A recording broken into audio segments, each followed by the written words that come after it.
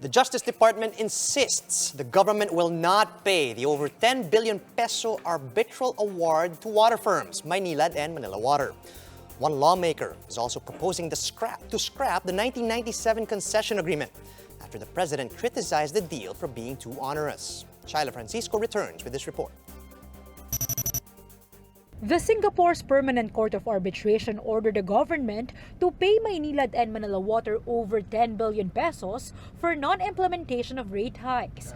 But the DOJ says the water firms won't receive a single centavo from the government. We're not concerned, we're not interested in settling the arbitral award. The government is more concerned about changing or amending yung existing water concession agreement. Kasi kung hindi mo babaguhin yun, Ria, mauulit at mauulit in the future yung mga ganitong klaseng situations. The DOJ, through its review earlier, questioned the lack of police powers under the agreement and the extension of the contracts back in 2007, stretching them to 2037. The original deal was supposed to expire in 2022. The DOJ has formed an 18-man team to help draft a new deal.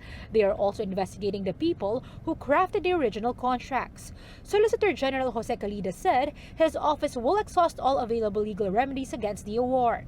He said he will not let Manila Water spin the circumstances and act like an outstanding company.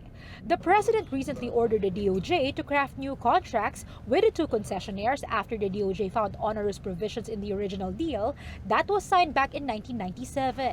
But one lawmaker is suggesting why not scrap the agreement altogether. House Deputy Majority Leader Bernadette Herrera said the two firms have already violated provisions of the deal when they asked consumers to pay for projects like the Wawa Dam and some sewage treatment facilities that have yet to start. Herrera also accused the two companies of passing advertising costs to their customers. That is the number one violation they have in the concession agreement. Nag-advance collection sila sa atin. Sinasabi nila hindi ito advance collection, but how can it be? In-approve ang rates nila based on a feasibility study. She added the two firms should be considered public utility companies and undergo government audit. Maynilad answered that it's the MWSS regulatory office that decides on whether or not expenditures by concessionaires can be passed on to consumers through the water rates. They also decide which can be charged and which cannot be charged to the customers. So there's definitely no economic sabotage as alleged by some people in government? From our point of view, we have been doing our jobs.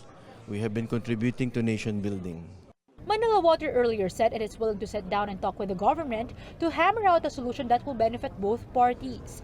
Amid calls to cancel the agreement, bagong alyansang Makabayan urges the government to take back control of water resources from concessionaires. Sa tingin namin kasi, hanggat ang prevailing policy ay privatization at hanggat ang kausap mo ay mga kumpanya na ang operations ay para kumita, private profits, kahit ano pang kontrata yan, magkakahirapan tayo.